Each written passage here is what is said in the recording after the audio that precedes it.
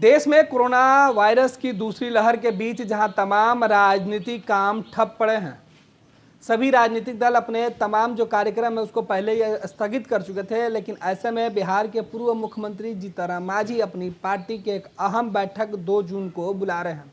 हालांकि यह बैठक वर्चुअल मोड में होगी, लेकिन आपको बता दें कि जीतनराम मांझी यानी हिंदुस्तानी अवाम मोर्चा सेकुलर के राष्ट्रीय अध्यक्ष और इन्होंने अपनी पार्टी की कार्यकारिणी की अहम बैठक बुलाई है।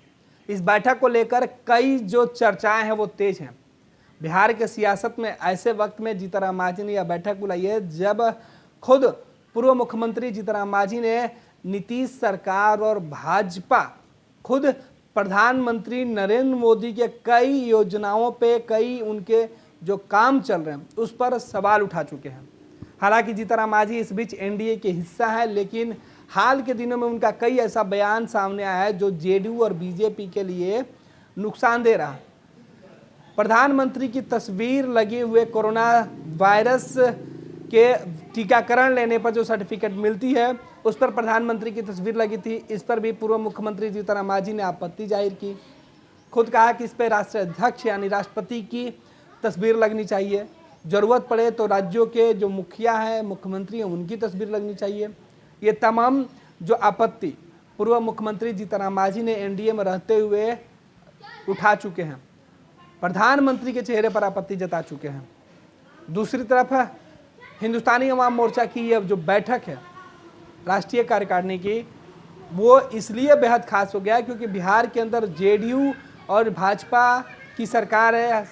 हिंदुस्तानी अवाम मोर्चा उसमें साझेदार है। उनके कोटे से जो संतोष कुमार सुमन है वो मंत्री हैं। इस बीच जीतनराम मांझी ने नीतीश सरकार के भी फैसलों पर सवाल उठाया है। जहां एक तरफ पंचायत प्रतिनिधियों का कार्यकाल खत्म होने पर सरकार की तैयारी है कि वो अब अधिकारियों के हवाले होगा, तो पूर्व मुख्यमंत्री जीतनराम मांझी ने कहा है कि जो पंचायत प्रतिनिधि हैं उनके कार्यकाल को ही बढ़ा दिया जाए। हिंदुस्तानी अवाम मोर्चा की राष्ट्रीय कार्यकारिणी की बैठक 2 जून को बुलाई गई है। हालांकि इस बैठक को वर्चुअल मोड में आयोजित किया जाएगा। हिंदुस्तानी अवाम मोर्चा के राष्ट्रीय प्रधान महासचिव और बिहार सरकार के मंत्री संतोष कुमार सुमन के निर्देश पर इस राष्ट्रीय कार्यकारिणी की बैठक बुलाई गई है। संतोष सुमन जीतनराम मांझी के बेटे हैं और नीतीश सरकार में मंत्री। पिछले कुछ दिनों से जीतनराम मांझी ने कई विवादित बयान भी दिया है और इस बीच इस बैठक को बुलाया गया है। हालांकि इस बैठक को लेके जीतनराम मांझी और उनके जो कार्यकर्ता हैं उनका सीधे तौर पे कहना है कि पार्टी के अंदर जो स्थितियां हैं उसे मजबूत करने के लिए यह बैठक बुलाई गई है। हालांकि जिस वक्त यह बैठक बुलाई गई है इसके समय को लेकर सवाल खड़े हो रहे हैं और कहा जा रहा है कि नीतीश कुमार के कई फैसले पर भी जीतनराम मांझी सहमत नहीं है। जीतनराम मांझी बीजेपी के साथ साथ जेडीयू से भी अलग राय रख रहे हैं। ऐसे में कोरोना वायरस के बीच मांझी की हिंदुस्तानी अवाम मोर्चा की बैठक बेहद महत्वपूर्ण मानी जा रही है। हालांकि जीतनराम मांझी की पार्टी की तरफ से बताया गया है कि एक दिन के लिए आयोजित होने वाली इस राष्ट्रीय कार्यकारिणी में तमाम मुद्दे संगठन से जुड़े होंगे। बैठक में जनहित और दलीय मजबूती से जुड़े मुद्दे पर चर्चा की जाएगी। बैठक में शामिल होने के लिए तमाम सदस्यों को वर्चुअल मीटिंग का लिंक शेयर किया जाएगा। जीतनराम मांझी भी इस बैठक को संबोधित करेंगे।